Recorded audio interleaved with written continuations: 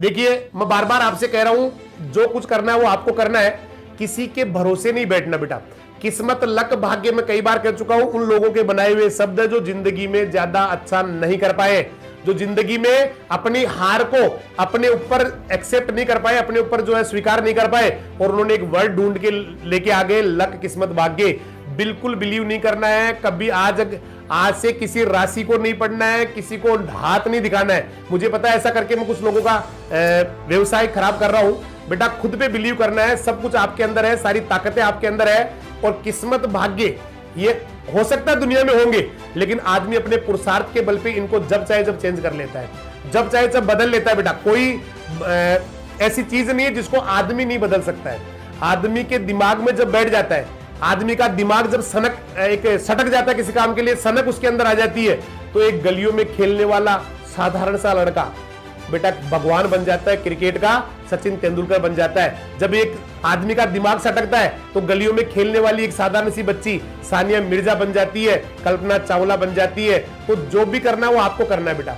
किस्मत, भाग्य कुछ नहीं है। मैं एक छोटी सी स्टोरी आपके साथ शेयर करना चाहूंगा, जो हमने कक्षा 9 की इंग्लिश की बुक में पढ़ी थी। उस एक चैप्टर था, उसका टाइटल था a prince who have changed his destiny, एक राजकुमार जिसने अपना भाग्य बदल लिया। उसमें होता यह है कि उस कहानी, जब उस चैप्टर को पढ़ते हैं तो उसमें इस तरह से था कि एक बार किसी रानी के यहाँ एक राजकुमार का जन्म होता है किसी राज्य में। तो वहां जैसे जन्म होता है तो रानी के पास में उसका राजकुमार लेटा हुआ, छोटा बच्चा लेटा हुआ है। अचानक उसको कोई भागता हुआ दिखाई देता है। रानी ने जब उसको बहुत तेज आवाज लगाई तो बड़ी मुश्किल से वो व्यक्ति रुकता है, और रानी उसको वापस बुला के पूछती है कि आप कौन है और इस समय यहाँ क्या लेने आए थे। तो उन्होंने कहा कि मैं विधाता हूं और मैं आपके बेटे का भाग्य लिखने आया था।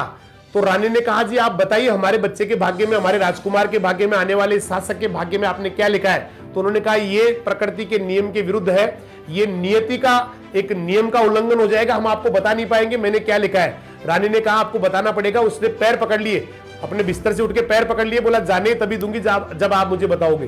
तो उसमें बगावत हो जाएगी और राजा जो इसके पिता है वो मारे जाएंगे, और आप जंगल जंगल घूमेंगे, आप भूखे मरेंगे, ये मैंने इसकी किस्मत में, इसके भाग्य में लिखा है।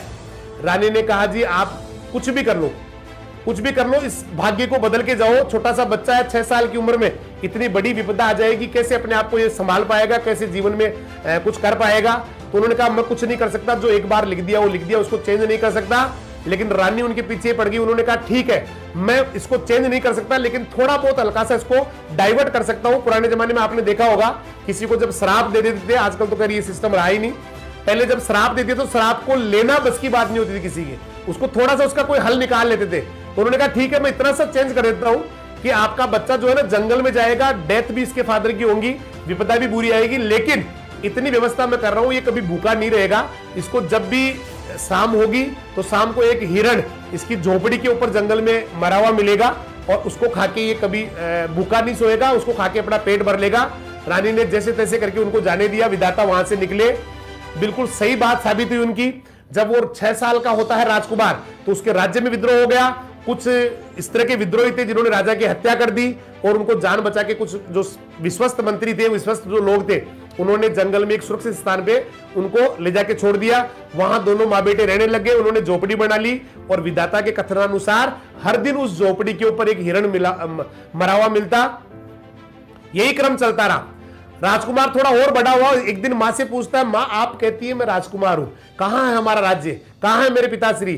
तो रानी ने कहा कि बेटा आपकी किस्मत में लिखा हुआ था, आपके साथ ये हुआ, विधाता आए थे, मैंने उनको जबरदस्ती पूछा, तो उन्होंने कहा हमने तो आपके भाग्य में ये लिख दिया है, बच्चे के भाग्य में ये लिख दिया है। तो बोला, मम्मी आपने मुझे पहले क्यों नहीं बताई ये बात, ये तो बहुत छोटी सी बात है।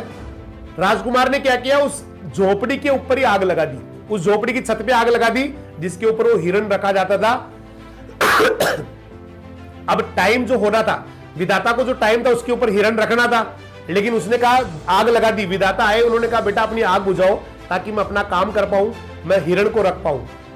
राजकुमार ने कहा, प्रभु आप अपना काम कीजिए, मुझे अपना काम करने दीजिए, आप अपने नियम को, अपने विधान के हिसाब से चलिए, मैं अपने काम, अपने विधान के हिसाब से चलता हूं। और उसने बड़ा अनुनय विनय किया, बेटा आप आग को बुझाइए ताकि मैं अपना काम करूं, मेरी बात सही साबित हो। बोला, जी आप अपना काम कीजिए, मैं लगा हूं अपने काम में। आखिरकार विधाता को झुकना पड़ा। उसने कहा, भाई तू बता चाहता क्या है।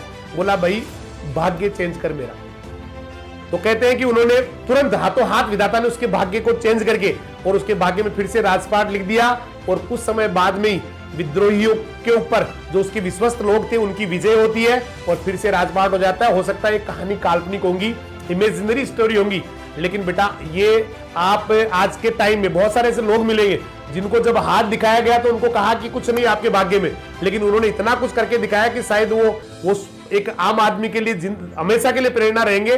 जब तक ये धरती या सूरज चांद रहेंगे तब तक वो लोग दुनिया के लिए प्रेरणा रहेंगे। इसलिए आप सब कुछ आप कर सकते हैं, अपने पुरुषार्थ पे अपने आप पे विश्वास कीजिए, किसी के भरोसे मत बैठिए बेटा, किसी के भरोसे मत बैठिए। सब कुछ आपके अंदर है। मैं बार बार एक ही चीज कहता हूं, एक तूफान आपको लाना है और आपको ही कुछ करके दिखाना है, क्योंकि आपसे बड़ी उम्मीदें करके बैठे बहुत सारे लोग जो आपसे जाने अनजाने में जुड़े हुए हैं, बहुत सारे लोग जो आपको लेकर अपने सपने पालते हैं, बहुत सारे लोग जो आपकी आंखों में अपने खुद के सपने देखते हैं, वो अपने हिसाब से अपना जैसे तैसे करके जीवन काट रहे हैं, लेकिन आपके भरोसे उन्होंने सब कुछ त्याग दिया, आपके भरोसे वो एक तपस्वी की तरह जीवन जी रहे हैं। तो आपको मैं शुभकामना दूंगा, ढेरों शुभकामना दूंगा, जीवन में आप आगे बढ़े।